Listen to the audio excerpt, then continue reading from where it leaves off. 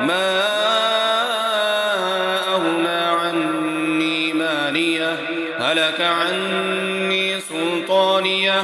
خذوه فغلوه ثم الجحيم صلوه ثم في سلسلة ذرعها 70 ذراعا فاسلكوه إنه كان لا يؤمن بالله العظيم ولا يحض على طعام المسكين فليس له اليوم هاهنا